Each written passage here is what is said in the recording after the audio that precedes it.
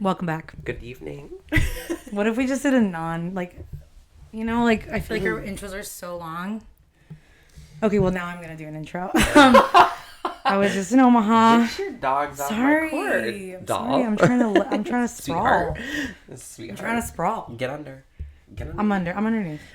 I was just in Omaha, and my mom was like, Julianne, my brother, told me you have a podcast. Like, can we hear it? And I was like, sure.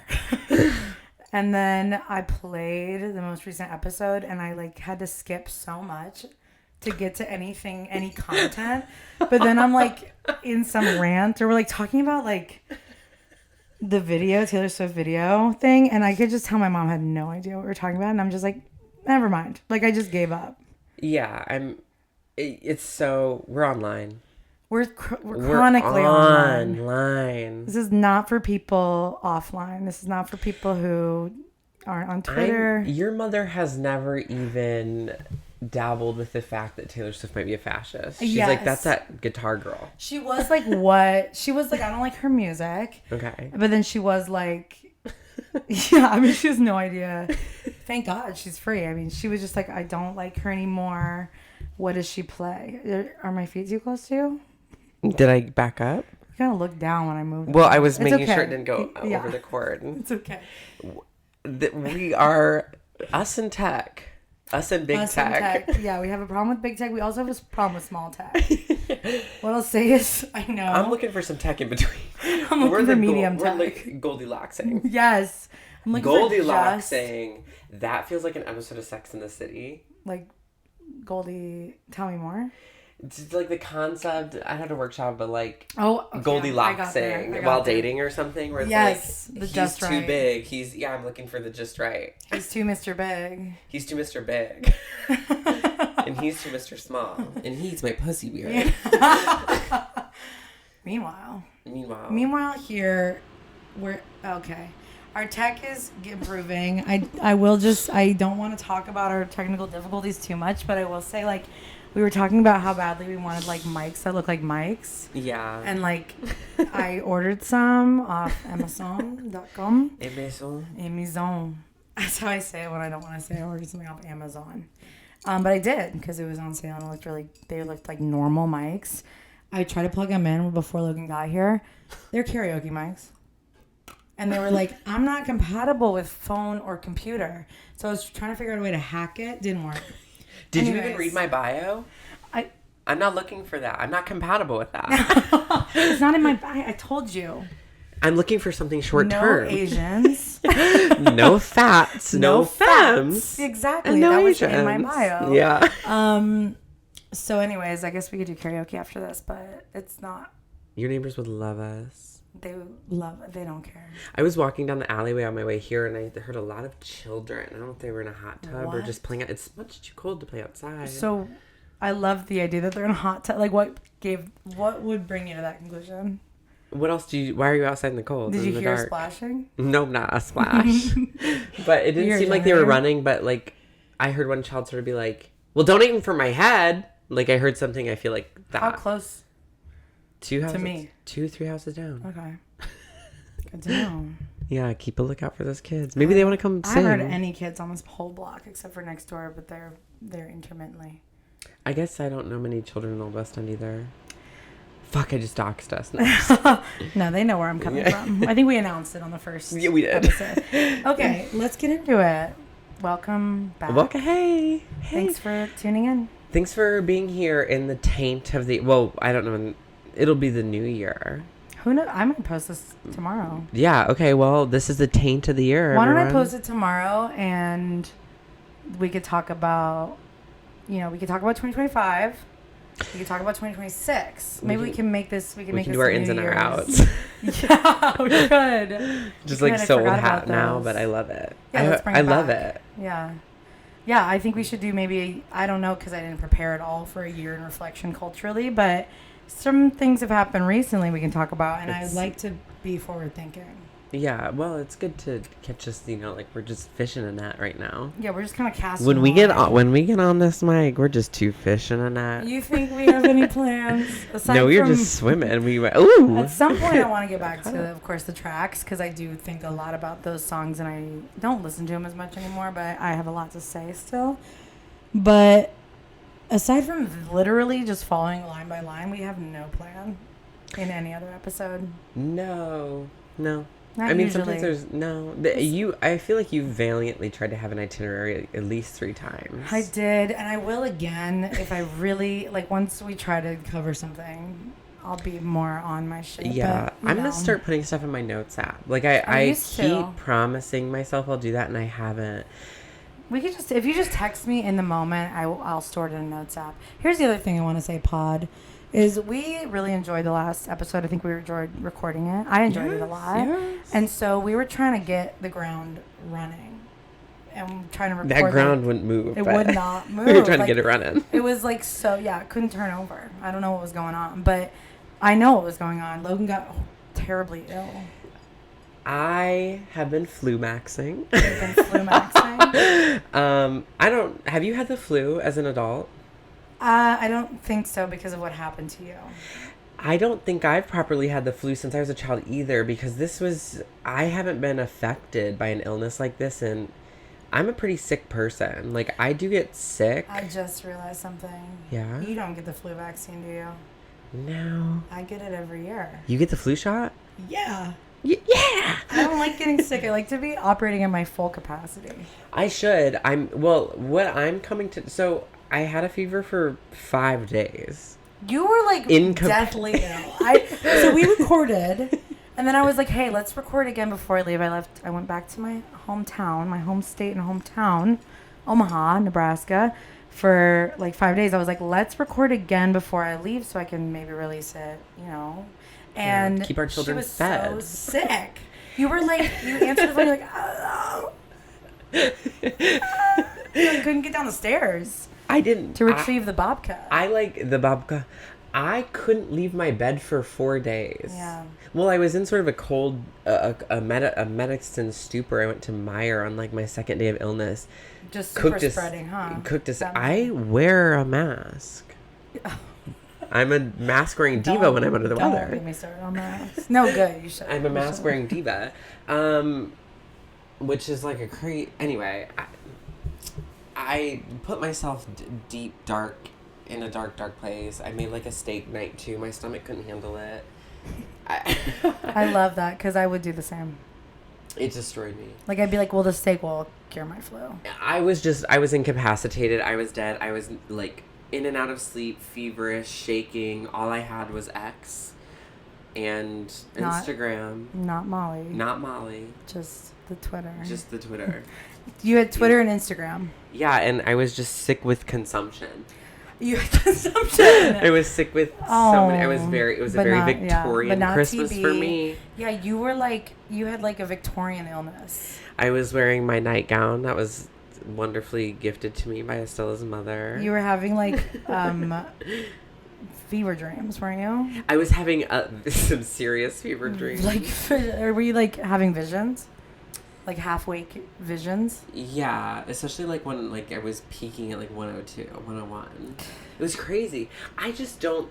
I had COVID 2 years after it happened. I got the Brooklyn strain.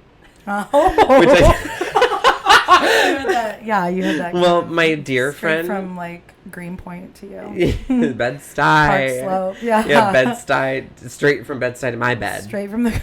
Yeah. It got to bed my with dear you. friend Faith came and visited me for the first time in a long time after college, and she had also visited Canada and or whatever. Stayed at my house for one night. So excited to have her. She wakes up in the morning. She's in my sunroom. I look at her through the glass, and she's shaking her head at me. She's I don't feel right. I grabbed my last COVID test. Bitch, positive. Shelf. Yeah. And that was crazy. That could be my COVID diaries. We could have Emily Damn Shorter back on for that. Beautiful. I shit the chair. Spoiler alert. You shit the chair. I shit a kitchen chair. Okay. That's not a side and I didn't feel it before. And I didn't feel it. I love this video. It was COVID was crazy. Nobody shit the chair. I'll tell you that.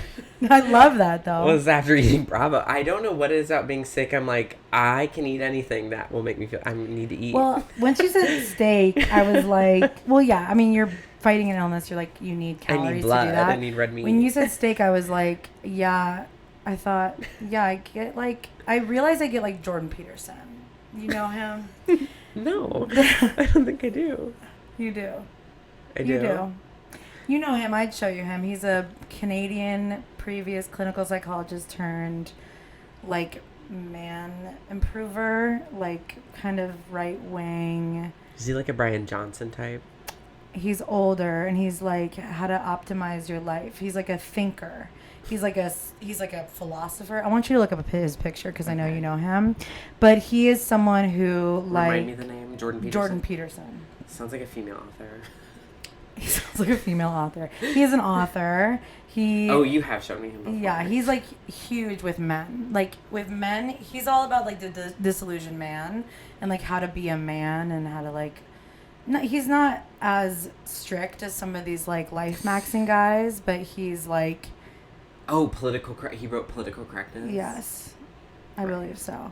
Anyways, he's who wrestle with God. He's the one who's he like whatever like young men like. He's like a personal savior to a lot of men. Like, all the other guys. Men read? I think so. Sorry. They definitely have reels. And he's good on reels. Andrew Tate, like that kind of flavor of guy. Totally. Although he's less Same of politics? No. Okay. But still like a conservative traditionalist. Into breeding? Probably. What? I mean, that's really Andrew Tate is into breeding specifically. A lot of men are. I can't stop talking about it. I can't stop asking. It's like one of the three things I ask. What are the other two? We'll get to that. Here's what I'll say about your meat. Jordan Peterson was one of those guys who was like, all you actually need is like meat and salt. And like, I live off meat and salt and water. Sounds like my father. Yeah, right. And when I'm sick, I'm like, I have that bloodlust where I'm like, I think a steak will fix me. And honestly, I think it does. Like, I'm someone we who... need the whole buffalo.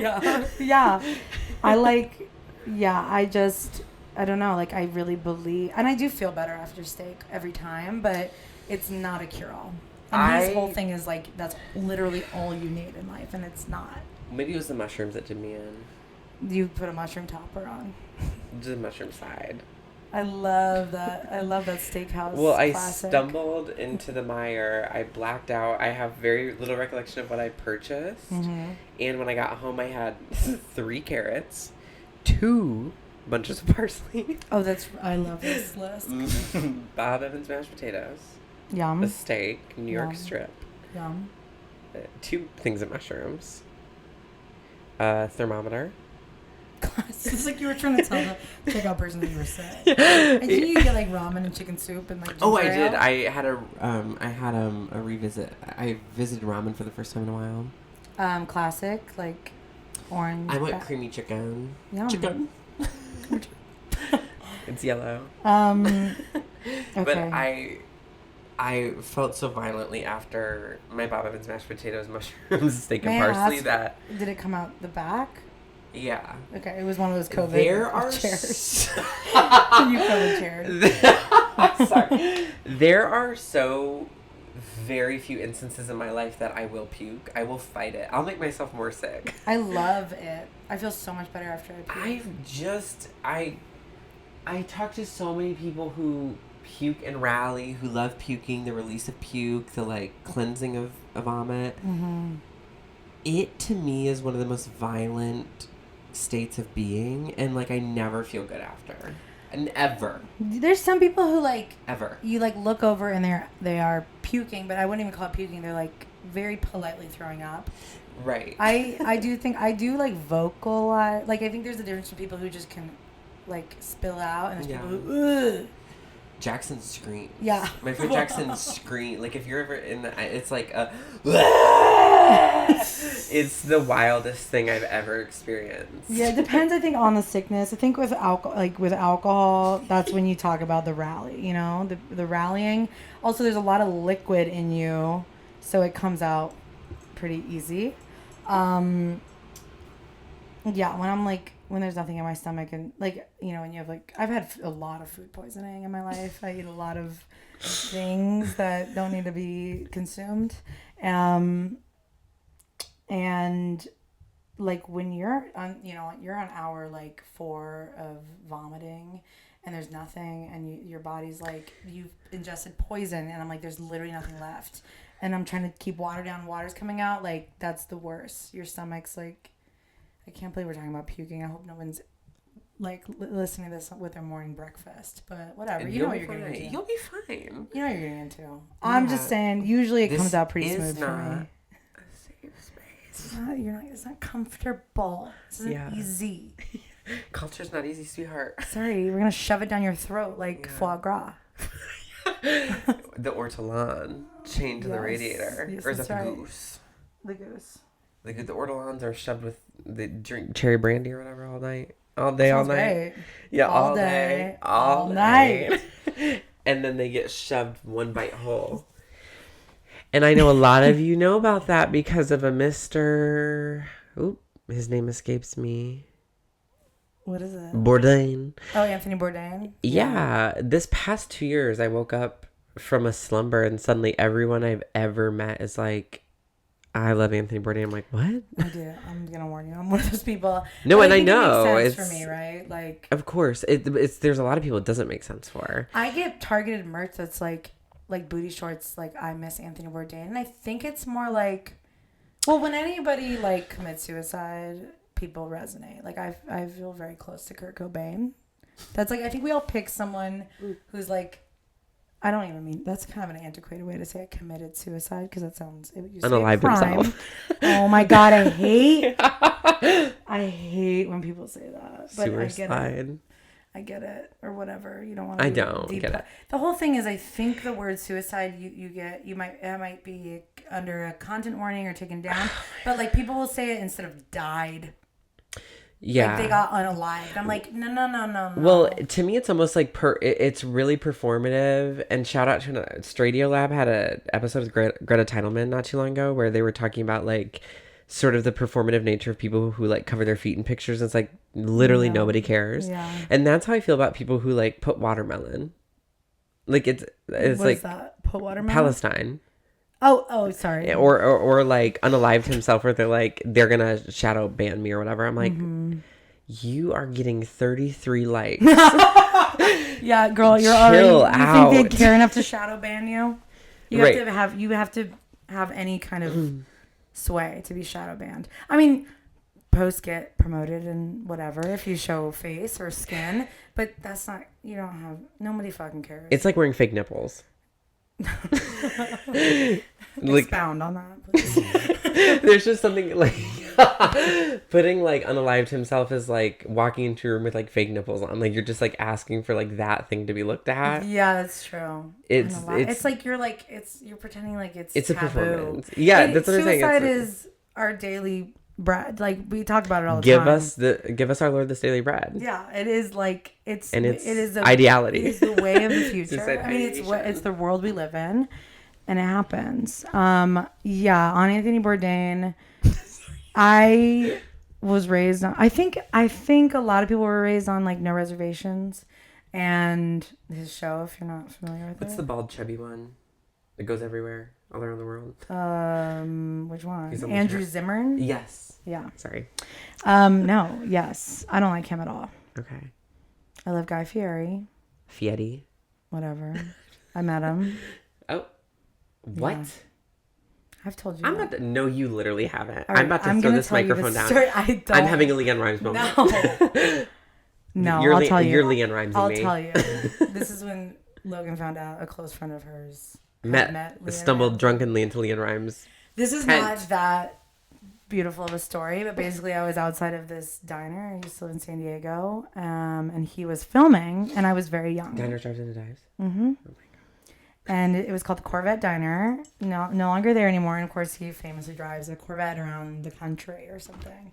And he, I loved him. I've always loved the Food Network. Many people do, but I liked it more than you. And anyways, I was like a little baby, like a 9-year-old, like, hi, oh my God, I love you. Like, and he was so nice. And he's like, he had all these postcards with his face on it in his card. He's like, let me sign this. And he goes, Estella, keep rockin', apostrophe, Guy Fieri. And I thought that was the coolest thing ever. And so when I got an iPod Nano that year, What color? Blue. Okay. Like chromey blue. What happened? I just had you had a vision? I just saw a something. Victorian vision? I like she just saw... she like looked at a phantom. I just saw like a flittering... I thought a moth was in the room. I saw like a flittering. Maybe it's my eyelash. I don't know. Wow. Sorry. So I got it engraved. engraved. Keep rockin'. With apostrophe on my iPod Nano, free engraving back then. But then get this. I thought that was the end of the story. I go back home to Toledo, to Omaha. I'm sorry, I live in Toledo. My mom calls Toledo, like we live in Spain. And both my brother and I had like, we were looking through the basement. We had these like cardboard cutouts of our face, like of our little picture for our bar and bat mitzvahs. And everybody who like attended like signed it, like would sign their name or whatever. And I wrote on Julian's card or his poster, keep rockin'. So clearly I was like running with that, because at that point I was like at least 12 or I was maybe 11, so at least 2 years of my life I was like keep rockin'. Like I thought it was like the coolest thing I'd ever heard in my life. Hope you still tell yourself that. I do tell myself keep rockin'. He got me into like his vibe was like everything. Like I loved. Were there any cameras around? No one got a picture? Just postcard? No, it was just me and you him. saw the postcard? No. I know, I did not. Oh my God. We wouldn't even know if this was real, but I remember it really well, and he was amazing. And I've heard that. He's How do you smell? Do you have any recollection of that? It's good. He smelled good. I think he smelled really good. I heard he's a really good guy, and I still watch him. He's like marrying gay people across the country. Yeah, and he's like got a kid who's cool or something. He donates a lot. Yeah. Whatever. Should we talk about culture? That was culture. That was culture. He's culture. No, he is. I guess contemporary. Would you like to discuss anything that happened that you saw in your... I do want to quickly say about Anthony Bourdain, if I can. Please. He feels like Buc-ee's to me. Which kind? Just suddenly, like, you, like, wake up one day and, like, 3 people close to you have, like, start talking about Buc-ee's. Like the gas station? The gas station. And suddenly, like, Buc-ee's is, like, a cultural institution. And I know that he's been around forever. It felt very well. I think he was seen as more underground, but he's never been underground. I mean, he was very famous. I think the internet grabbed him. Yeah, and I remember waking up one day and suddenly everyone close to me was like, I love his book. I'm like, you don't read. Like, it was like people that like literally don't read in my life. Anyway, that's all I wanted to say. It was such a, like, it feels like Buc-ee's. He's a wonderful writer because I've read his books. But I think with the explosion of audiobooks, I think he does read his Kitchen Confidential, and maybe he reads Medium huge. Raw, and he's got this like very commanding voice. I think and he's hot. He's beautiful. He's a beautiful man. I remember with my ex-girlfriend, it was like, I never say this about men. I never say this. I never let anybody say this. Like, he's a lesbian. When guys are like, I'm basically lesbian, I have way too many stories about that, and they're always trying to get in your fucking pants. Anyways, I don't let men say that. I don't like when people say that about men because they're men. But one time I was like, that's my only guy. I would say he's like a lesbian. She didn't like that at all. But anyways, You got to see old pictures of him. He looks gorgeous, like a gorgeous... I've looked him up young. Yeah, he looks like... He's like my style icon. Like, that's why I'm like, I resonate. Like, tiny little earrings, like hoop earrings, gorgeous little cropped hair, big t-shirt, rolled up sleeves. We don't make men with big faces famous anymore. Yeah, they got it like smaller. There was a huge era of just like long ass face guy. Jacob Elordi? No? Okay, I'll give you that one. But he does. I'm thinking like what Glenn Powell, Timothy. Chalamet. I was just thinking Timothy. It's Matt, like Timothy you Chalamet. just kind of like these big like square faces with almost like shrunken like smaller, narrower features. Yeah, almost like ghoulish. Yeah, if they were to be balded. And I'm glad both of them are not Jewish, because like you could argue that like Jewish men have like narrower features, but like Timothy, although he played a Jew pretty well in Marty Supreme, I should say. Second Jewish endeavor for him. What's the first? Call Me by Your Name. Oh, okay. I literally forgot. It was so in my face for Marty Supreme. Like it. Can we talk about it? Yeah, that's what I was gonna say. Is the culture I did just see. We both saw Marty Supreme. Yes. So spoiler alert. Yeah, don't come here to not be spoiled. Don't come here. Do not come to my home. Do not come here. Do not come to Vasila's home. Do not. Do not. Do not enter. I thought it was fine. All over X. It was like shit. Oh my God. Okay, so I'm not on like fanboy X. I'm on like haters. Like everybody fucking hated it. It was like piece of trash, whatever. Like don't even bother seeing it. What a fucking flop. Okay. He's like, I was like, holy shit. So I was like coming into this like, this is going to be like the world's worst movie. It was good. It was fine. Yeah. I love the Safdie brothers. I should say, like, when I tell people you haven't seen Uncut Gems. No. But I've never seen a Safdie film. When I tell people, they make incredible movies. They did split up, and then one of them made a good movie, and one of them made Marty Supreme. But, like, that's fine. It was a fine movie. Uncut Gems, to me, when people are like, I don't get it, it is like a deeply Jewish narrative. It is so Jewish to its core. It's like from the shtetl. Like, it's like old Jewish storytelling where it's like basically like no one wins, and it's like, man, that's life. And so it's kind of, I love that kind of narrative where you're just like watching something stressful and then it doesn't work out. I think the thing about Marty Supreme is it worked out, kind of like he won. It was kind of like underwhelming, like the win itself, but like he is the best table tennis player, and then he had a child that he loved. Yeah, I like so I've never seen a Safdie film. I didn't see Uncut Gems. I didn't see Hard Knocks Life. Feelings, the Hard Knock Life. Yeah. It's a whatever Hard Knock Life. Mr. Patterson is in. Pattinson. Sorry. James Patterson.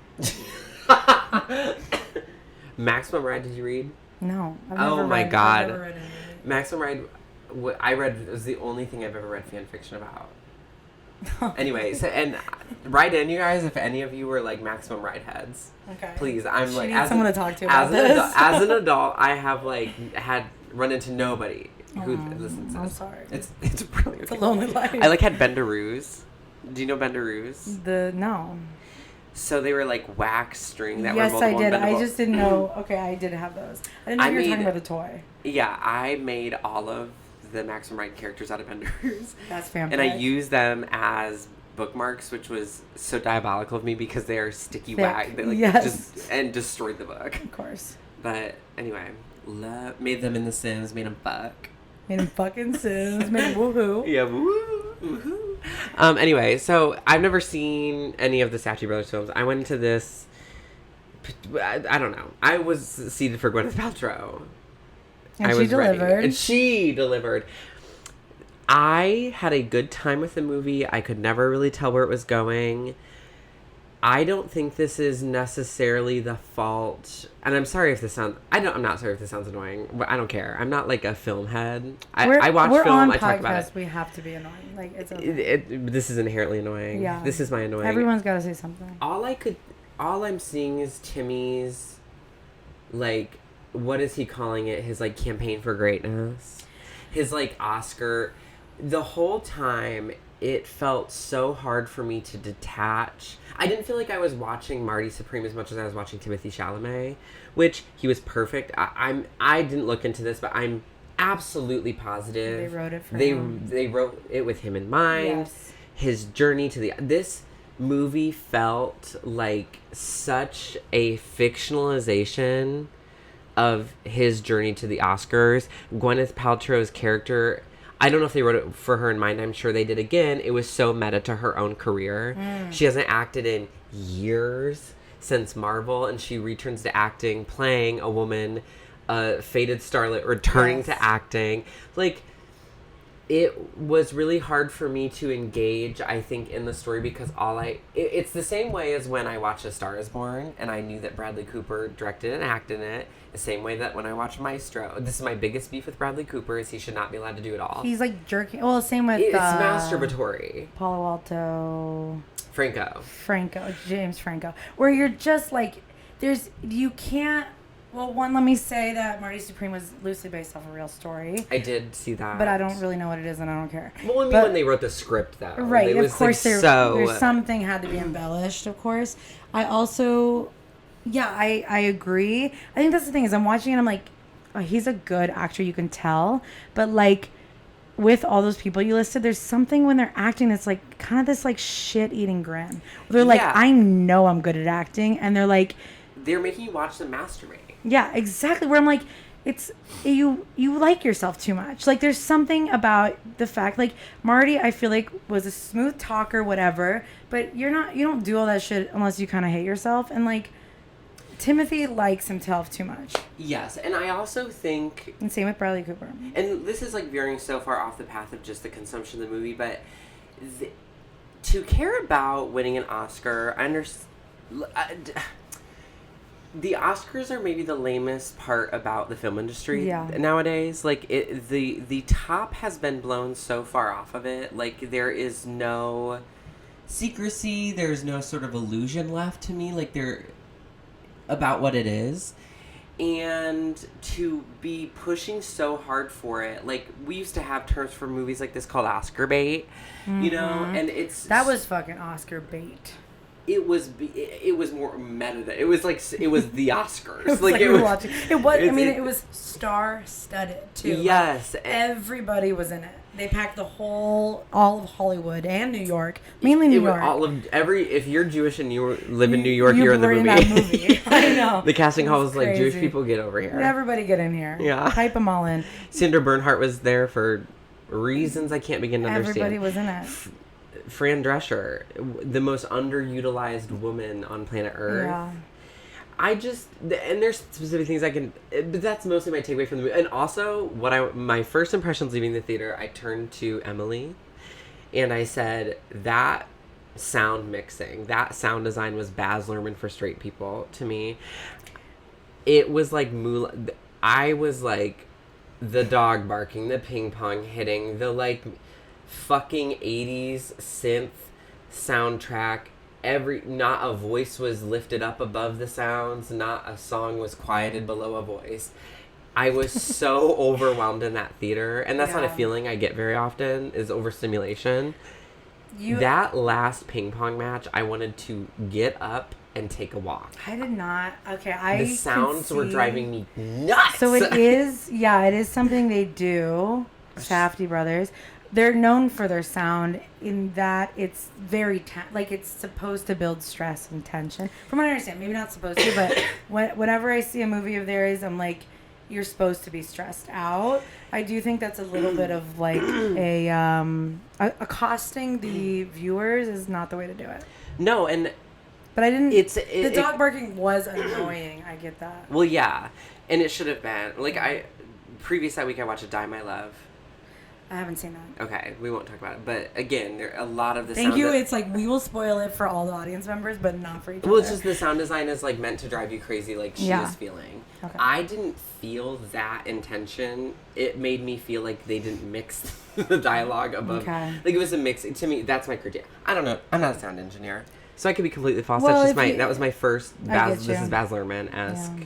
To me, never seen a Safdie movie. Here's my thing. I have a question for you. So, you know Austin Butler in Elvis. Good. I don't care. I mean, you don't need to see it because it was basically like him overacting Baz Luhrmann, right? Right. But like his press run was him trying to be as humble as humanly possible, which was really hard to watch because it was so embarrassing, because it was like, obviously you want to be like Timothy-ing-is. So I'm like trying to decide which one's better. Like, do you want some fake humble ass, like, I guess, I'm just studied for years and here it is with that accent, or is Timothy like, I guess I kind of like the unabashedness comparatively. they are equally as embarrassing to me because I feel like the Oscars are such a joke. I don't understand.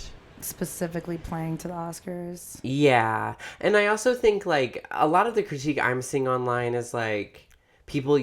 This Marty Supreme turnout shows me that people yearn for real movies again. And what does that mean? This is something I was saying at the attic where I don't actually believe people like movies anymore. People probably didn't hear that because it was the attic episode. Well, and this is also what on this topic of whatever, I really don't want to be like a poo-pooer about it all. I just think that there is so much opportunity to see films that aren't playing in theaters.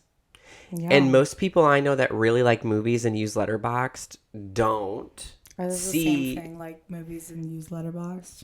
They're not the same thing. But yes. And I texted a man this recently because he made some joke about, brought up Letterboxd. And I was like, my problem with Letterboxd is not, I think there was a point in time where it was for people who actually cared about film to log it and rate it, whatever, and keep track of it. I know a lot of people who can't remember. I can't remember half the shit I watch sometimes. Did I watch that? I don't know. Yeah. It has become a social media platform that is, first of all, the monoculture.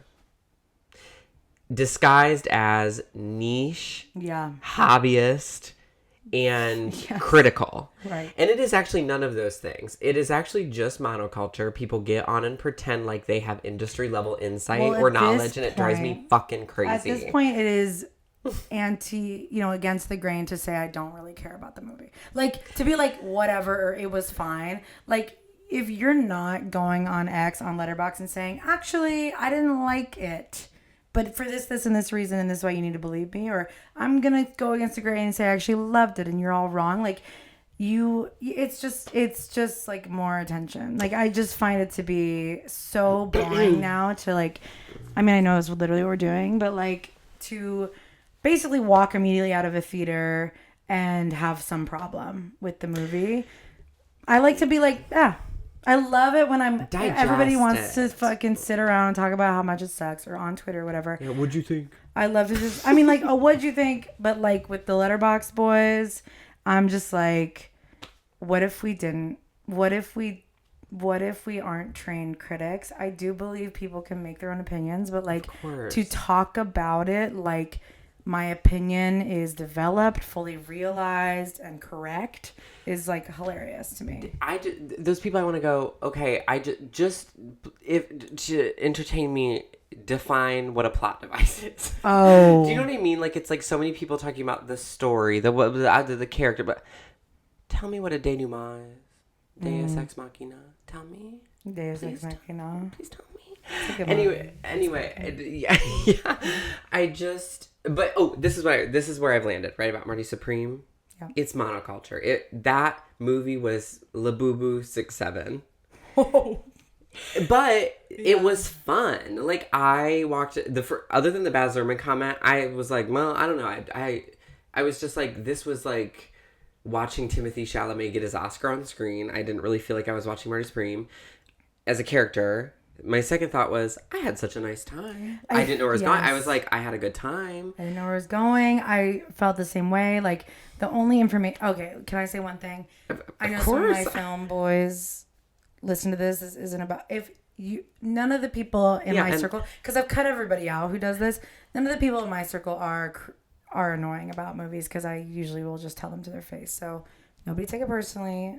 But if you pull up your Letterboxd, I'm closing your phone. I'm closing your phone. Like, I don't want to see your Letterboxd. Recommend me a movie. Let's enjoy a movie together. I don't need to know how many movies you hated.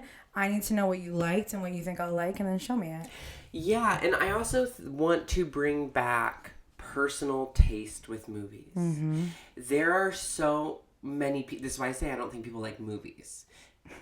A different director's going to speak to you. Like, you know what I mean? Like, or a genre. Like, what happened to, like, do we all have to like one battle after another? I haven't seen it. I'm sure it's wonderful. I haven't seen it either.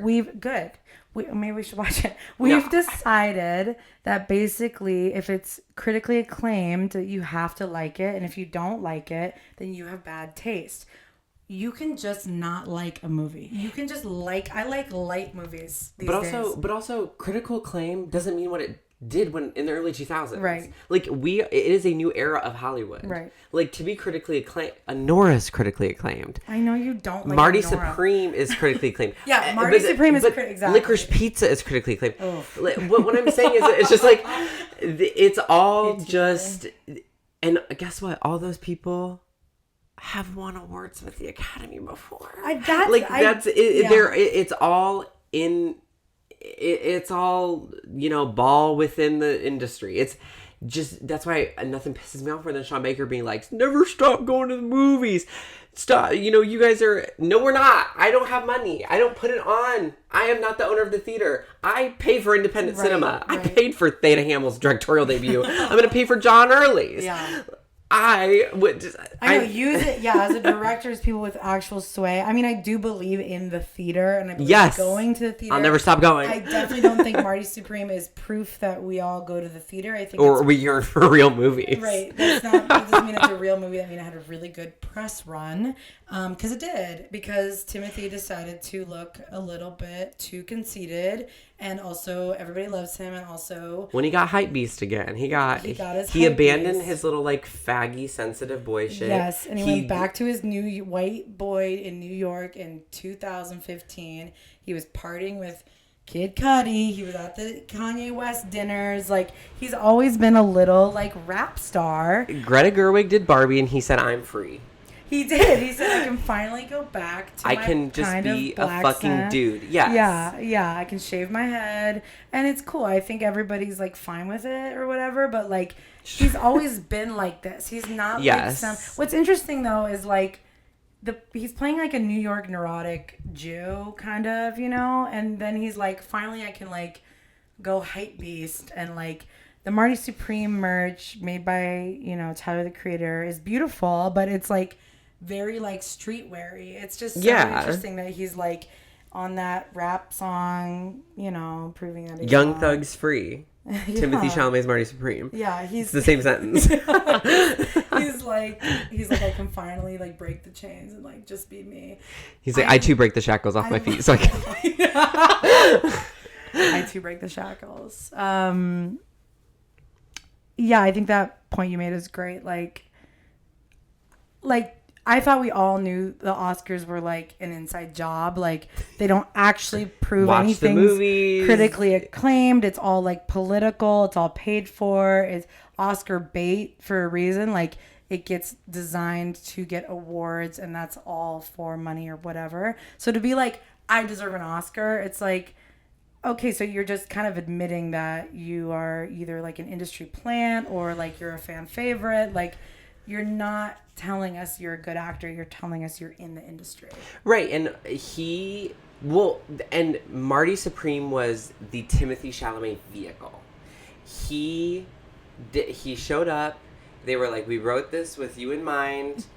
You're going to kill it. It's every time Ivy Woke is in a project where it's Ivy Woke. They're we just wrote this for you. Just be yourself. Riff girl. Go ahead, girl. And she does. And she does. And that's my Timothy problem did that. he did. I can't be that's where he fucked up or that was bad or whatever. It was just I'm I get it. There didn't feel anything new to me. I guess the newest part was that nothing horrible happened. I liked fatherhood will save you. Yeah. Also, I missed the first 5 minutes because I walked in late and I heard maybe there was some kind of narrative tie to the first scene. Oh yeah. Well, the opening credits were Odessa's egg being fertilized by him when they were fucking in the basement of the... So, I'll tell you what it is. So, they fuck in the basement of the shoe store. Bingo. He, Forever Young starts playing. I wanna be forever young. And while that's happening is a sequence of the egg being fertilized, and then the egg gets fertilized and turns around and is a ping pong ball that says Marty Supreme made in the USA. Okay. And then, boom, ping pong table. Okay, all right. So that's which what I was told by my roommate is a classic, absurdist opening sequence is very safty. It is. It was so You do need to see it. You need to see their work. I just don't care. No, you don't. I want you to see Uncut Gems. Okay, this is what I want to say. I want to circle back to is I like movies. I love going to the movies. I like watching movies. Yeah. I'm trying to kill... I put this on my Instagram story, I think, after I saw Barbie. I am trying to kill the film boy inside me and who has been inside of me. Literally. Yeah, I've let a lot of them inside of me. Yep. And I'm trying to kill the one that lives inside me. Don't let them get near hole.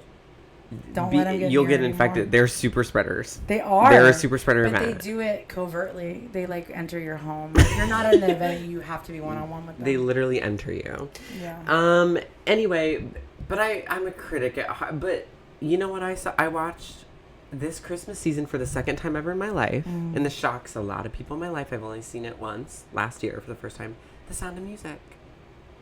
I had never seen it until last year at the age of 26. 25. That's amazing.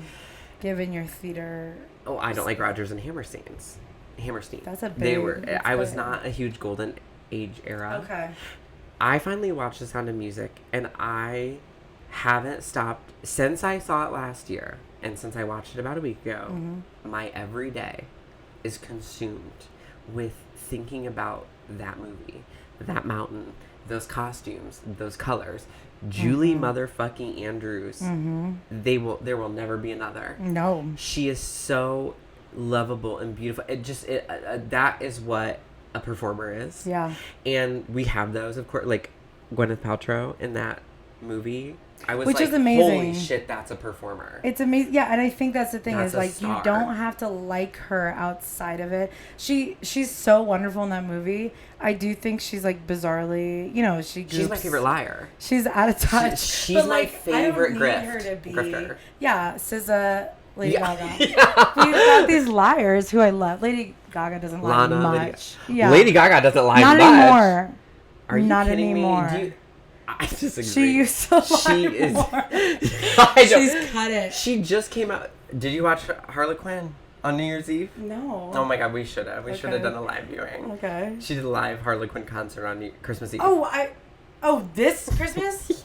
I saw clips. Sorry. I didn't see any clip. I'm so over the Harlequin thing. I know it's. I refuse to watch. I refuse to watch Joker Outdo. Oh, I went and saw it in the theater. I'm not gonna see her like that. I love her too much to see her like that.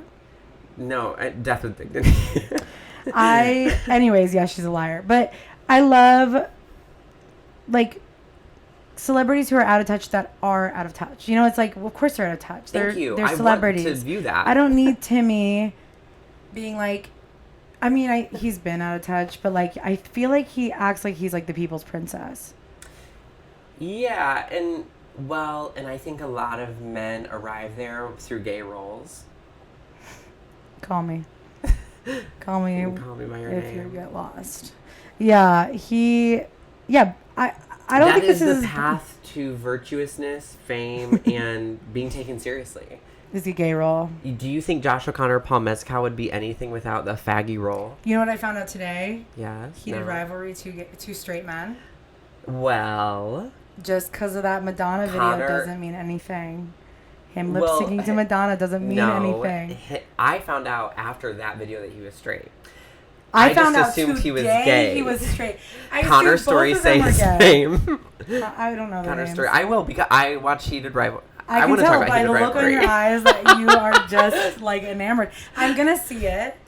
I tell everybody this. My first foray into porn was gay porn because it was non-threatening as a woman. Because if you've ever seen any porn with a woman, they are being sex trafficked, like straight up. It's like really hard to watch.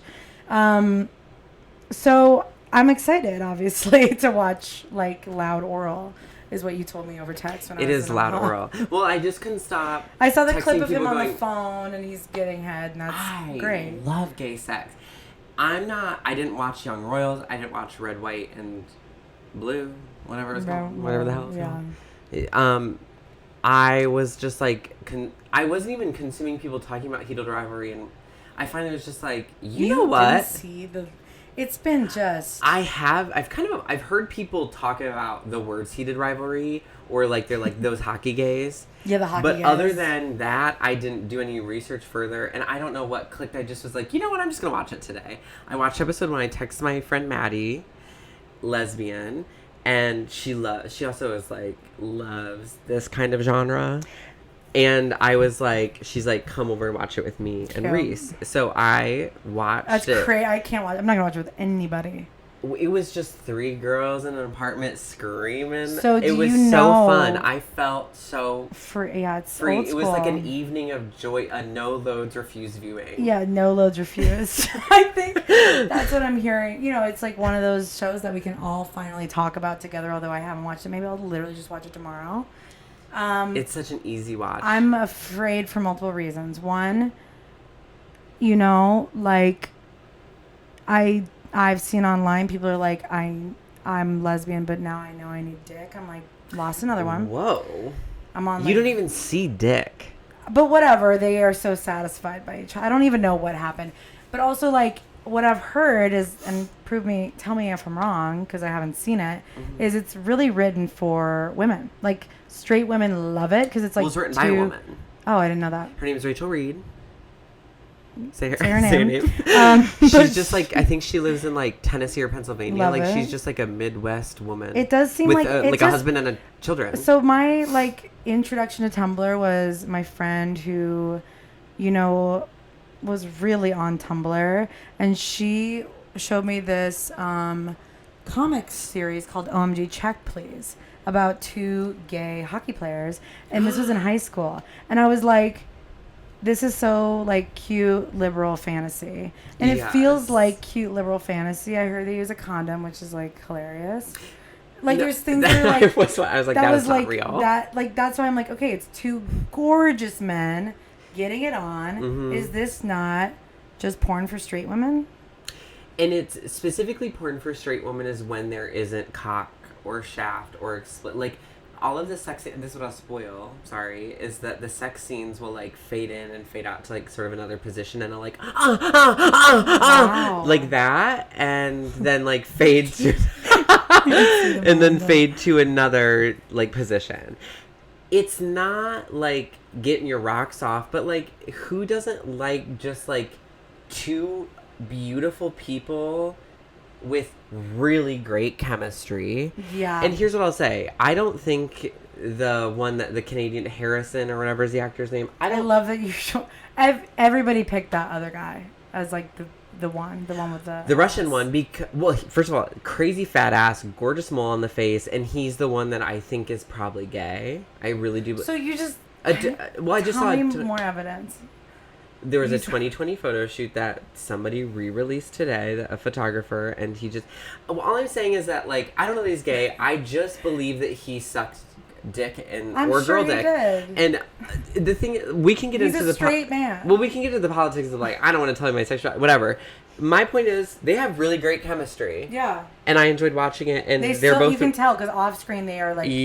They are Ariana Grande and Cynthia Erivo. Exactly, where we're like, this is a... you know, homoerotic, codependent relationship. Yes. Well, where they just don't sleep together. And also, Connor Story has like the fattest ass I've ever seen. I know I looked so hard, and then I couldn't. I have to watch the show, but I'm like not going to start the show yet. 1. I'll watch it. Anyway, but what was I saying? I don't even know where I was going with that. Who doesn't want to watch 2 people who get it on? And also, I don't think the story's particularly compelling. I don't think like it's that good. There's some real clunker moments. But that little blonde curly boy and his Russian accent, speaking Russian, and he can act. I didn't know there was a Russian. It's the little blonde one. He speaks Russian, has a Russian accent. Oh, no. And I actually think there's like an episode 5, there's like a beautiful monologue he gives in Russian where I was like, oh my God. Like, I'm like, you've got chops. Yeah. Like, you've got the chops. How old is he? Like, why hasn't he been 26, discovered? I mean, gay guys in WeHo. No, is that New York or is it? No, that's California. That's LA. WeHo. Yeah. Yeah, the real friends of WeHo. Yeah. I don't know. Anyway, West LA. I think he talks about from being West Hollywood, West LA, whatever. He's so gorgeous. I mean, I just think gay men would eat him up. Like they are now. They found him. They found him. But he just seems like a little diamond in the rough. I mean, he's like a bodybuilder. He's got like gorgeous. And he's funny. He's got great comedic timing. Yeah, he's like taking this with grace, this like newfound fame. He's very like Yeah, he just seems. And he's humbling it. He's being very humbleina. Yeah, and it's like Humbleina Jolie. You know, I think that was a thing. I think Rachel Sennett's earnestness, like with Bottoms and whatever, her like taking herself way too seriously. I love her.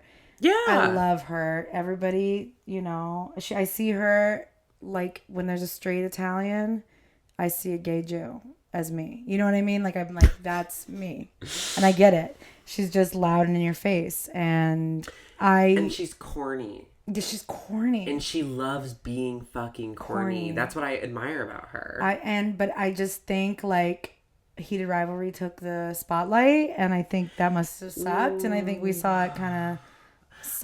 I love LA, but I'm not ready to sing its praises as a masterpiece. I was so excited. I don't think Heated Rivalry is a masterpiece either, but like, yeah, it took hold. Whereas I don't think I Love LA. Like, I wish I was like recommending it to everybody. Like when I remember before Broad City came out, I was watching it on YouTube. And I was like ringing the bells. I was like, everybody start watching the show. It's going to be insane. And I'd watch every episode and be like, tell everybody about it. And I was kind of hoping that'd be I Love LA. And I was like, okay. The thing is that the show is very self-aware, very meta, and it's really successful in a lot of aspects. And so much so that I think the casting of like Odessa and Jordan Firstman are such controversial online character, like internet people. Yeah, and then they're placed into these roles. Yeah, she had like Quinn Blackwell. And I think like again, I mean, it's the same thing as like there's a success story happening in Hollywood and Marcus, whatever. Yeah, and I just don't think it. I don't know that the writing was strong enough to be. It needed to. I don't know. I've been chewing on I Love LA. Yeah. Because I really absorbed it, and I thought there's just something where it didn't have enough room to be as funny as I know she can be. Yes. And a lot of it was spent trying to me, speak upon the culture while also displaying the culture, and I don't think it ever quite found its footing. The last episode I really do think caught something. It's interesting. I thought the episode before, especially too. I love an arc where we start disliking the main character. Like I love when it's like, okay, you know, I'm like, okay, everybody's way too nice to each other, like why is this so, like, her relationship's perfect, like, everything's great, whatever, her job sucks, like, you know, so that was kind of, like, whatever, and then when she starts getting, like, power hungry, like, that's where I see Rachel Sennett, because that's actually, she, like, wants to be famous, like, she's like, I am an it girl, like, fucking pay attention to me, because she is, like, hot and beautiful, and funny, and talented, and, I just saw, that was, like, I thought that was a great foray into something interesting, and then I was kind of like, all right. Yeah, and I'm glad it got renewed. I'm excited to watch again another season. And not everything needs to be compared to Girls. We're in a very post Girls thinking, like everything is girls. But here's what I will say. It's valuable because Lena Dunham really did lay it all out. You always need to Hannah Horvath Yeah. is such a supremely dislikable person. Yeah. And yet, you gotta see her. You gotta watch her. But she's constantly doing that thing where you're like, you dumb bitch. Fucking stop it. But the thing is that, like, what Hannah is giving is not in any capacity what any of the other girls are giving. Yeah. Whereas, like, all of the characters on I Love LA, even if they are attempted to be different, they all have the same narcissism. Yeah, that's the crazy. I think they're not singular enough people outside of each other. Like, yeah, they're not fleshed out. I agree. They're all like these kind of vapid, vain LA girls. I actually think the only character with depth is Rachel. Yeah, or is Maya and her boyfriend. I think everybody else is kind of like one note. Like, yes, everybody is, including Josh. No, it is Jordan Firstman. Jordan Firstman? I was thinking Josh Hutcherson. Where he's like, even in the last episode, just like sweet and earnest and like gay and like cute and funny. They're and, afraid to make him evil. He needs to be rotted, evil faggot, and they won't commit to it. They're not going to do that. But they've cast someone who everyone views as the evil, rotted faggot who's making the comments about heated rivalry. Right. And also, the show got outshined because someone on her very own show decided to bring up heated rivalry and start a controversy about heated rivalry. And it worked for heated rivalry. That was like, why is this show blowing up? And I was like, okay, now you're really not helping. But also, it would be great if that. I mean, again, I never want to pigeonhole. I just think right now we have created parasocial relationships with all young actors, and so we want them to be acting in a way that's consistent with who they are as people. And I think I want to bring that back to Timothy.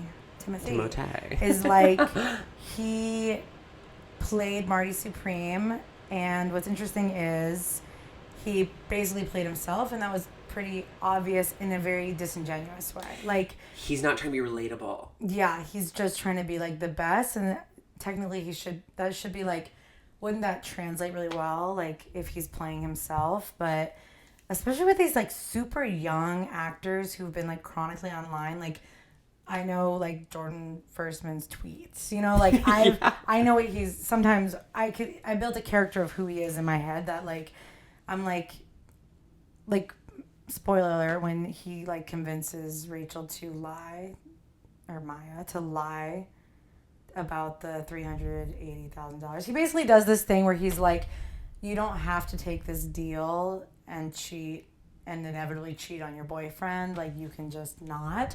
Like, what the fuck? Like, this is a gay man who's, like, ostensibly working in stylist in LA. This would be an insane... Wouldn't he be like, fucking take the money? What the fuck? Well, he was doing anything to also be a part of, like, a boys Christian thing because he also, like, felt... Well, that whole arc was so weird because it's like, I feel included. It's just not absurdist enough. It's not relatable enough. Yeah. And it's not entertaining enough. To me, the best episode was when they fully went absurd with, like, Quen and Lord of the Rings. Yeah, that was really funny. Like, the Elijah Wood was really bizarre. And then it was kind of, I went right back to reality, and it was like, okay. Also, when she was crashed, like, she does her best is unfortunately when she's the most, like, to me, authentic to her, or just like an amplified version of her, which is, I think, the charm of Girls, Broad City, all these, like, coming of age girls that we're all kind of, like, figuring out. When she is, like, freaking out at her boyfriend, like, this is not a spoiler, she goes to this, like, game night with her, like, kind of nerdier boyfriend, and she gets really jealous of another woman he works with, and she just goes, let's play a game, like, who do you want to fuck in this room? Like, this kind of, like, drunk, messy girl, and I love her like that, you know? My favorite part of that is when they're having a conversation that's really serious and heated right in front of the fridge, and then it is a wide shot, and it's, like, 3 feet from everyone else, but it looks like they're in the other room. It's, like, it was so good. It's so funny. It's, and then she's so like, hard fuck to watch. me on the fridge. Yeah. She's like trying to get him to go to the bathroom, and he's like, I'm trying to play the game, and she's like, I need you to fuck me. It is so funny, and just so, like, that's, like, not absurdist, but, like, very silly when she plays that fake fight. Like, I don't know. Also, that is your type. Yeah. I want to say, like, coming over to a coming to a who do you want to fuck to? Yeah, like, you're really like, calm down. Yeah, like, chill the fuck, let's fucking leave this. Make a and scene. You're like, get in the bathroom. Yeah, right. But I do go to the bathroom, that's the difference. And also, I just want to say, I see that we're at an hour. I think we can go a little bit more. The people are hungry. We're talking about, this is our year round We'll up. see. I don't know when I'm going to wrap up. You never know. I'm not ready to wrap up because I do want to say one thing. Okay. That I can't not say Nicki Minaj Turning Point. Oh my god. Because that is like, you know, I got to Omaha. I was like, maybe we don't need to record a pod this week. But then that happened. And I am, for the listeners, I'm a self-proclaimed I guess, former Barb. I don't even know. I don't know. I haven't given up on her. I haven't given up on her because I already knew this was coming, is what I'll say. I've been a Barb for that long. I mean, you could smell this for years. Years. She is married. When Chun-Li came out, what was that album? It's like the orange one. I can't remember what it's called. No, it's when she's in the tree. The queen, Well, the orange where she's in the tree, yeah, but she's orange. Oh, is it an orange? I don't know. There's no orange. It's just orange tone. It's like sepia. It's not sepia though. Anyways, it has like doesn't it have like rich sex on it and stuff. Anyways, a literal line from her. I'm a Republican voting for Mitt Romney. Yeah. You motherfuckers are maybe fucking up the economy or something. Queen. It was orange. Yeah, Queen. It's orange. It's Queen. Thank you. When Queen came out and flopped, she spiraled publicly. Yeah. Her rants to freedom, which is like, I think, iconic. Almost one of her best things that she's ever given us culturally. She laid it all out, and then she got pregnant by wasn't it that same year that her baby daddy, her husband, got Oh, they're married? Yeah. Oh, wait. The one that literally can't be around their own child. Her brother, I thought it was it was her husband who, he like had some kind of nefarious sexual encounter with, I think, a group of people, and like it was kind of like this Tekashi 6ix9ine situation where it was like a 16-year-old, and they were like, we all were around 16-year-olds, and everyone's like, that's not good enough. And I didn't know, but whatever. And she defended him, which is annoying. I mean, of course, the situation. He's a registered sex offender now. Yeah, he had to register as a sex offender because of that situation. From what I understand, like it's not okay, and he wasn't like assaulting children. It was just like a shitty, gross situation that a lot of these older men, in gangs and these scenes, like, are often around young or kids. And it sucks and it's gross, and he should be charged or whatever. I just like the way people talk about it, like he's a pedophile. I'm like, you're like, he's touching children. Yeah, it's like, okay, he's not doing that, but like, yeah, it's gross. There's that. There's also, if you guys have been paying attention, pre-Queen, we're talking about the Pink Print. Pink Print? She pretty much in every single song talks about taking pills. She is a pill head. She's been taking half a pill, a full pill, pills and potions. Just a small one. I'm high, on Anaconda. I'm high as hell. I only took a half a pill. So it's like been happening for 10 years. She is full, and you can see in these Twitter rants, if you haven't been paying attention, she will go on these like tirades, like Azalea Banks style. But for some reason, we're cool with this, like where she will just be for hours like attacking like random bots, Twitter accounts, whatever, like being like boom and another one, and then she'll just repost like Nikki's #1 in India today, and she's like, see? And it's like, okay, yes, of course you have like insane star power. Her work is going down in history. She is one of the greatest female rappers of all time. Greatest, at least in reach. And I also think in her early work, you don't even come for that. Like, it's insane. She was itty bitty. That wasn't even released until she decided to publish Beat Me Out Scotty. But that was something I had to look up on YouTube to show people. I was like, look at this unreleased Nicki track. And I'd have to rap it front to back in front of them because I could not. Here's the thing, though. You're really quintessential Barb to me. It's like you are the Barb. Like, I'm not like a hot Cheeto girl, Like, I'm not like someone who's like picking fights. But you are the intellectual Barb. I will never not, like, I love her music. I'm not turning it off. I'm sorry. I just knew it was coming. I guess, and then, she's always talking about money. She's always talking about keeping her money. She's like, don't be stupid about your money. I don't think she would like, woke leftists. I don't think she would. I mean, she talks about, like, she is, like, actually bi. I'm not going to lie. Like, if you followed along. But she's not going to be, like, support trans rights. Like, she just would never do that. Like, it's sad, and just because she's like a black woman doesn't mean she's going to endorse all leftist politics. And I think that's the thing she said on, I didn't watch much of it, but like, I didn't watch any of it. She was like, just because I'm a, although ironically, of course, not ironically, yeah, Charlie Kirk was like, Nicki Minaj is not a role model. And then she's like, I love Charlie Kirk and I love JD Vance. JD Vance, the assassin. And then also this clip, she's doesn't seem with it. It's like this pregnant pause. Of course, assassin is a bizarre term to choose to tell a widow whose husband has been assassinated. But just she couldn't even get on. She just stared and they just sat there silently. Like her pacing, I'm like, this girl is out of touch. She's pilled out. Her beef. Sorry, I'm on a rant right now. I just realized I've probably been talking for a full 10 minutes. Shut up. Don't apologize. Yeah, it's That's our what pod. we're here for. We have microphones on our head. And unless if people are listening because they're you're right. Yeah, thank you.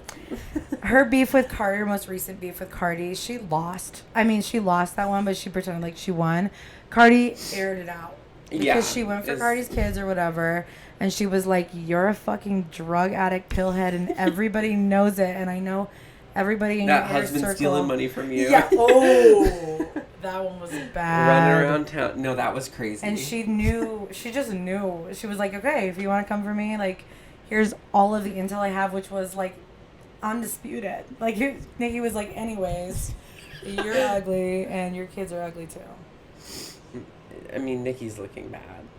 Just in a lot of capacity. The only clip I saw from it was like, pills would make you men. bloated. It's okay to be men or whatever. Yeah, that one That's the only clip I saw, and it was like, I was like, okay. If you're born a boy, it's okay. Like it doesn't. I feel like she doesn't really know what she's saying, but the right gets to do this, and the left doesn't. And I think that's the thing is like I'm not happy that we can't on the left like speak without being criticized about the way we say it, like literally tone policed. But on the full other end of the spectrum, she can come. I don't know if she was actually high, but looks like someone who's been on drugs for a while, or at least locked in her house or whatever, where she's just like, boys, it's okay to be boys. And it's like, okay, like, what did you just say? And it's like, everybody claps. And it's like, what was that? Well, I just went home for Christmas, and it's like, that is the type of shit they just like, people that have small worlds, or like very small everydays, just like buy into anything that is said online and just run with it. Because when I hear things like that, and I'm just like, we must be living it. I don't. And I just think what boys aren't acting like. Especially her circle. Are there trans people in her circle? Like, maybe her stylist, maybe whatever in like pop culture media, whatever she's publicly doing. Although she's not doing anything, she's just tweeting. I don't think she's around a lot of trans people. It's like, is she like, did something happen where she got personally accosted? Like, I think she's just chronically online. Right. And when you're online and right ring circles, they're like, my kids are coming home. My kids are coming. Exactly. I would love to be placed in like a first grade classroom, and I guarantee you, there would not be that many feminine acting. Like that is what I'm just so confused about, and I'm just like, and also like, they either grow out of it or they don't. Like, I don't know what to say. Like, it's just like people are, even children are who they are at a very, I was always consistently who I was at an early age. No amount of gay bashing, bullying, no amount of like being abused at my own home changed intrinsically who I was. At all, and it never will. And here, it literally never. Anyone, it doesn't work. Like so weird. It doesn't work. It's literally be are who you are. Here's what I will say though. What I know, I mean, we are in Toledo. What I know in like very wealthy coastal cities and towns, like Monterey or something, like basically at like preschools, elementary schools, kids are. Their pronouns are being respected and they're all kind of like they, he or something. Like we always are who we are, but we also try on different identities. Oh, of course. And our identities change, like, of course, through early childhood, through late adolescence and beyond. And like now, because of the left woke mob, like teachers are respecting it. And so I'm guessing maybe that's where she's getting this. Like, I do know there's like classrooms full of they, thems. And also, is that the worst thing that's ever happened? It's just like small, like I would say 3% of preschools, or not preschools, but like I would say like first grade class, you might have, it might be, I don't know, everybody, teachers write in. Like I think in liberal cities, they're like, okay, everybody's they, them, and that's kind of how it is. At least I know that in like TSA, like that sounds like a lot of that's not a real institution. That's Toledo School for the Arts, by the way. Just like more leftist schools, like teachers have to play along, and maybe Nikki's kid came home and said, there's a they them in my class, and she said, boys, it's okay. I'm a Republican voting for Mitt Romney. Pre-gender warfare, she was like, I'm on the right, and now we're surprised that she's still on the right. And doesn't she have like a million tweets saying the word faggot? Like, yeah, she's from fucking Queens. Like this girl, they're saying faggot. They're just never. I don't know. I mean, you know what? Sorry, this is the current topics. Bridget Bardot, R.I.P. R.I.P. One of our most beautiful racists. Gorgeous racist. A gorgeous racist. First of all, she's just a style icon. Most people have just seen pictures of her. If you've existed genuinely online, have only seen pictures of her. I'll say that. There's like not that many movies that she's spectacular in. It's like, and God Created Woman is like, you know, if you have criteria on her Letterboxd and you like love girly things, like you've seen it, or you're like French films. Anyway, it's very public knowledge that she's like a racist. Like it's been for years. But no one knows or cares. She's not in the public spotlight. She hasn't been. She like denounced Me Too, and like SNL made fun of it like when it happened. You know what I mean? It's just like, okay, so like that's the context you're working with. I saw today that Chappell Roan, who's, you know, really under fire right now because of the Mac campaign. Yes.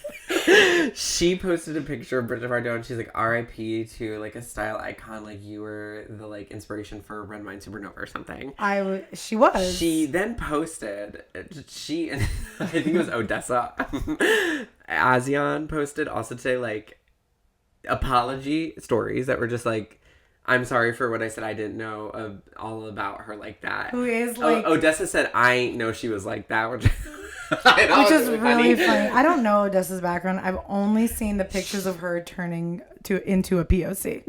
Like, and I'm saying POC because she's white, right? Or no? She's she's white. She's a Jewish American princess. Yes. Great. Love it.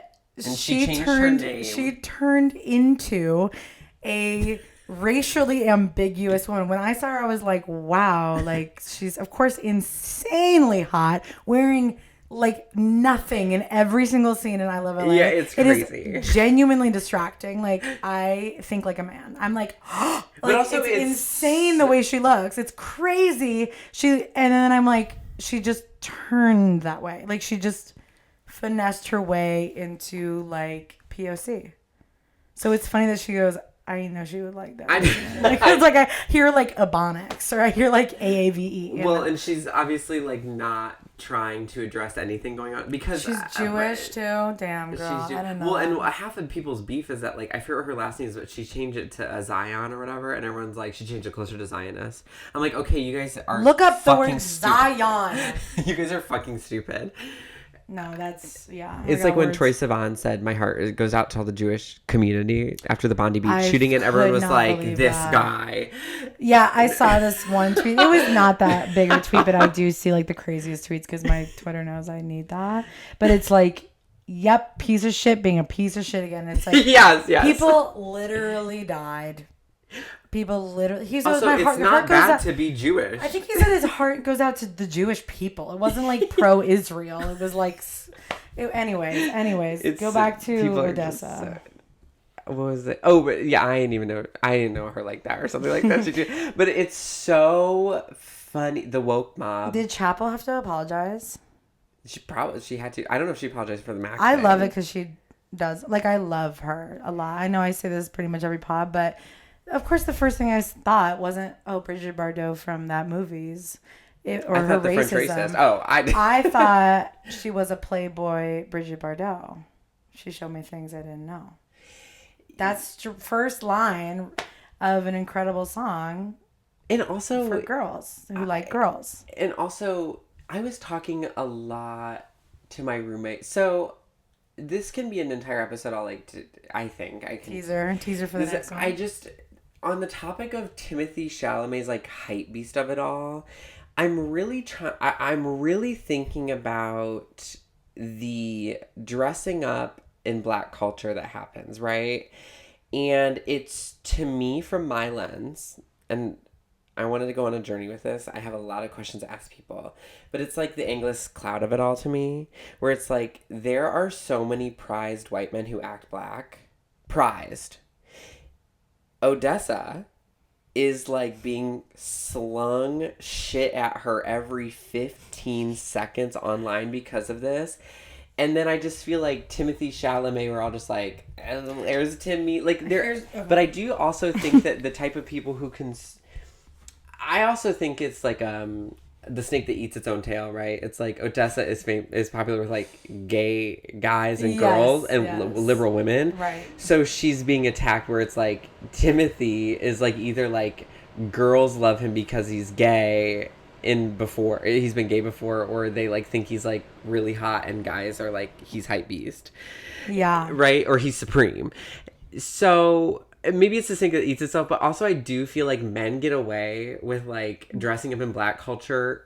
Like it is almost like a status symbol. Like if you are a white guy who doesn't listen to rap, you're like a Republican. Yes. And, yes. But if you're like a woman who like even speaks like AAVA, they're like, are you gonna fucking apologize? Yeah. You're fucking disgusting. Yeah. This is disgusting. Here's what I'll say. Yeah, this is a bigger topic. I agree. Angus Cloud also is from New York. I think he was discovered in Brooklyn or whatever. Sure, I don't know. I don't know nothing about him. He was serving like at a restaurant. I think he got discovered. So there is this kind of like, yes, basically post internet, and I mean like regardless, like, you know, Black culture has dominated in terms of like music popularity. I remember year the culture, it like usurped rock, and that was a huge big problem for white people. For older white people, that was insane. That was like an insane moment. And I think to be cool in New York, when both Timothy and Angus were going around, it was like you had to have a bit of the New York accent and wherever he was around, like his like Timothy's like theater school, like I'm sure they were like, the cool thing is to wear Timbs and like have a Black accent. I think the thing that's different about Odessa is she changed her physical appearance. Like there's something, and the same with Black Yana Grande. Like when you said that, I was like, she got lampooned, but also every day I see a Black Yana compilation. Yeah, and she like literally made her skin darker, whereas like Angus Cloud, Timothy's never done that. Where they're like, how do I get a fro going? You know, like they've never tried that, which I'm like really glad about. Okay, no, this is great. Whereas like, but Ariana didn't either. She just like hit the tanning bed like an Italian, and then she she had the weave. That was crazy when she was like 7 Rings was like, yeah.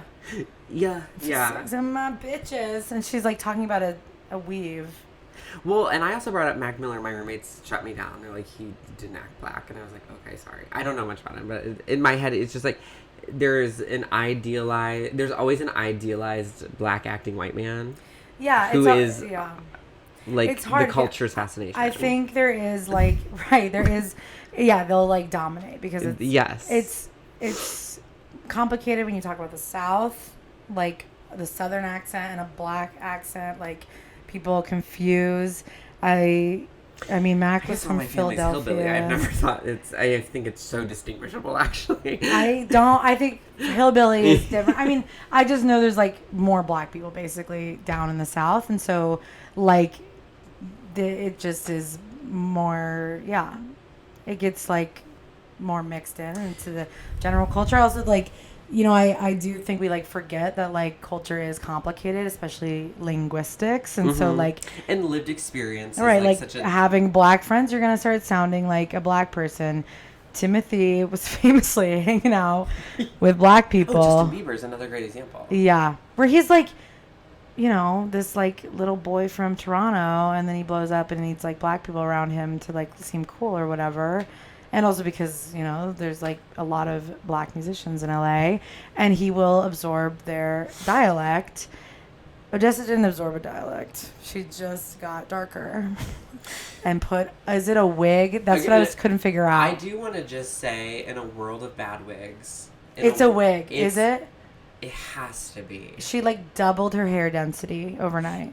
I mean, it's a half wig. That's not all her. Now that we know what she looked like, I'm like, how did you do it? Because we're all like, holy fuck, bitch. She looks crazy. She looks insane. She looks insane. But anyways, yeah, I agree.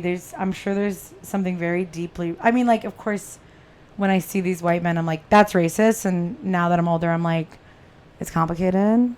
But I'm also not the person to say what's racist and not racist. Well, right, and I just am trying to understand because I just brought this up with my brother yesterday, actually, because I saw him.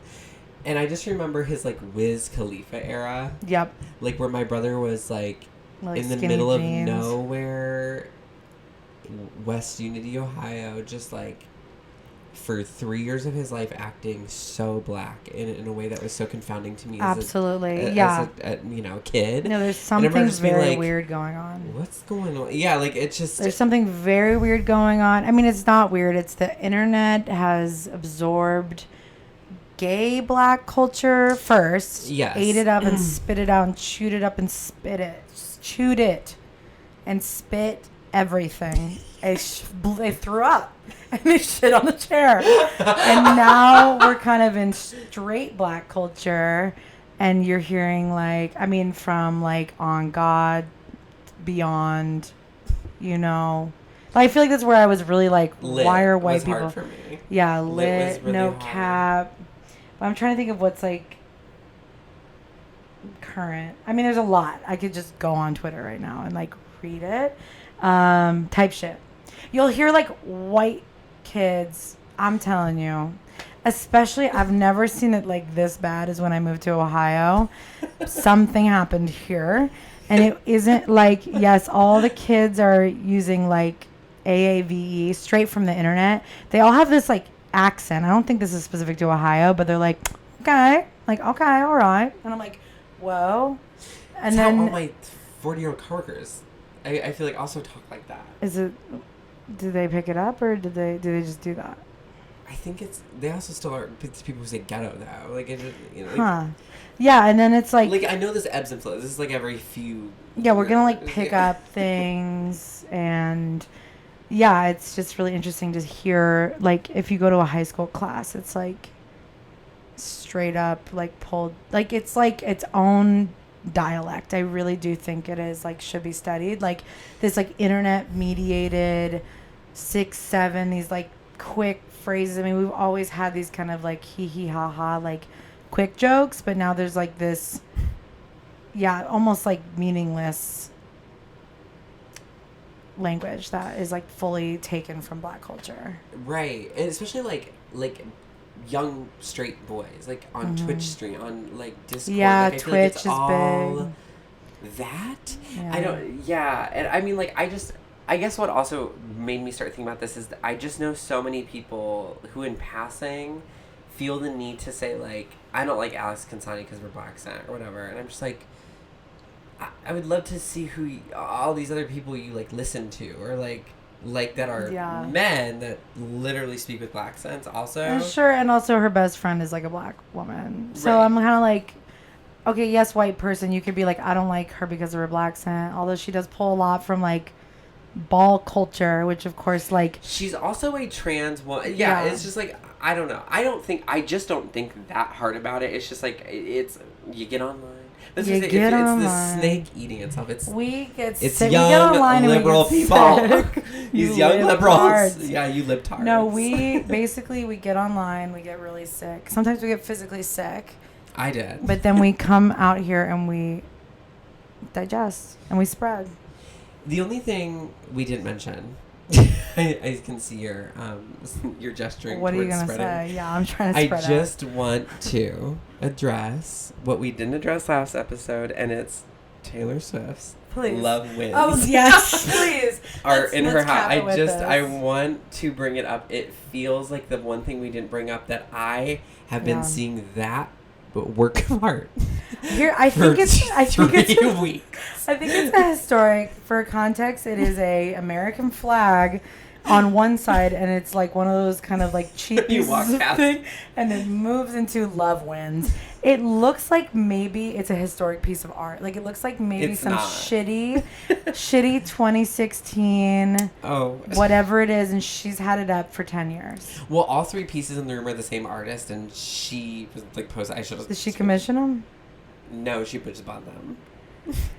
She is Love Wins to me. She's Love is Love. She's someone who's like... she bought that when she made the video for You Need to Calm Down? And I rewatched that over when I was back in Omaha. We have a lot to say about that video. This bitch is a venture capitalist.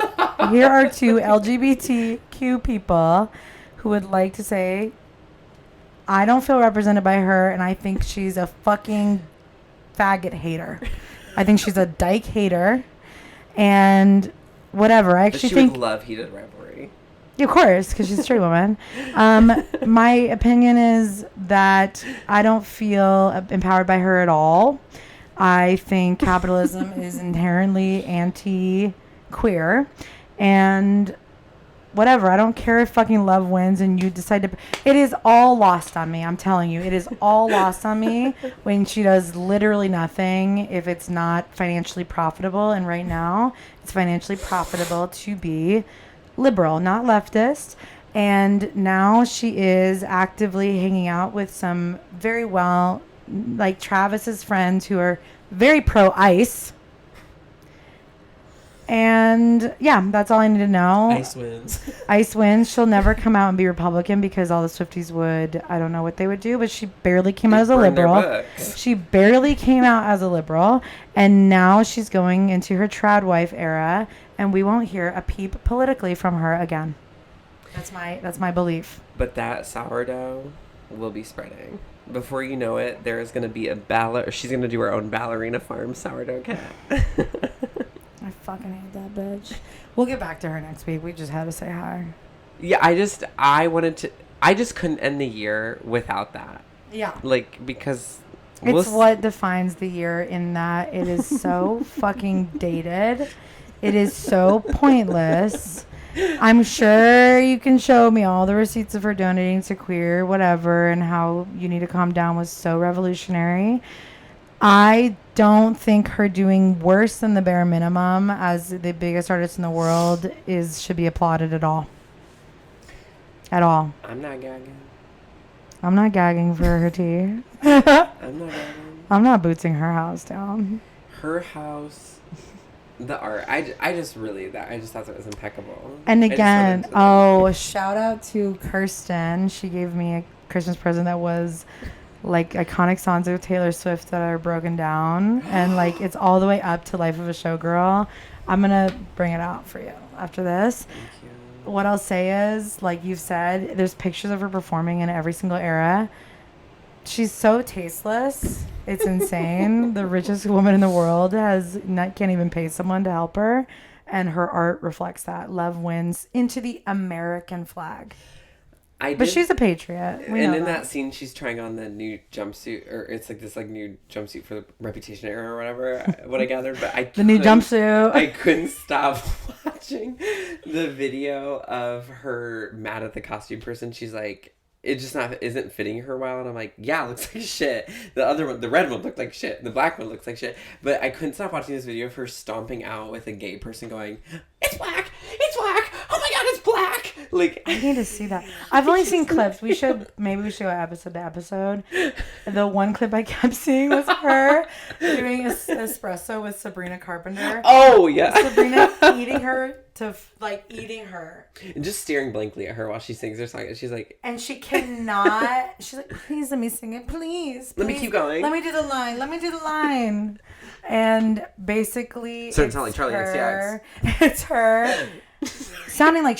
like when they duet, she's trying to do some kind of like harmonizing lines. She cannot get the note right. Taylor, which is fine. I'm sure she was like doing it for the first time. Sounds like shit. Also, when they go back and forth, Sabrina sounds incredible and Taylor sounds like shit. It's okay. I know she doesn't need to sound amazing every time she opens that maw, but it's really funny. That's the only clip I saw was just like her, it's just not being able to do espresso, being so excited to try. Like you've seen clips of her with her choreographers. Like there's one where Florence Welch is like the special guest, and I feel this way about a lot of people who stand next to Florence Welch, but when she opens her maw, oh my God, it's to be in the presence of like a real fucking a wraith, a siren, a banshee, like just somebody that is so tapped into something beyond. Yep. And then to see somebody who is like just clearly there, like just the Sydney Sweeney of music. Yeah, where you're like, all right, girl, pack it up. Yeah, the Sydney Sweeney of music it's just like next to. Her and Florence Welch is the housemaid. Oh, and I saw that too, and I was like, I didn't see. I just no comment. Although insanely long sex scenes, if that's your thing, with who? Amanda? No, I fucking wish. Who's the guy? Some random guy. It feels really pornographic because she's got her crazy porno body, and then he's like 4 times her size, and I'm like size difference. Yes, Priscilla, like very clearly like porno inspired, and I don't know. That's if you want to watch it for that reason. For Amanda's performance is wonderful. It's silly. It's light. It is about like of course abuse, but in kind of it has a fun ending. Well, apparently it's like an airport novel. I found out. Oh yeah, it is. I didn't know anything. It is so like I can't believe they still make this, but they did. You guys, you kind of sound like you have something. I do kind of sound a little sick. Hoarse. I think I might be spreading something. I gotta get out of here because I'm a spreader. And I shit a little bit too. I shit the chair. Okay, until next time, you guys. Until bye. We love you. Happy take to the year and Happy New Year. Happy New Year. I hope it's everything. Happy New Year. Happy New Year. Go finish those resolutions. You only have a day. Write it up. Oh my God. And stay tuned for Super Spreaders Ins and Outs coming. Oh, yes, we should. Yeah, let's work on that. Bye. Bye.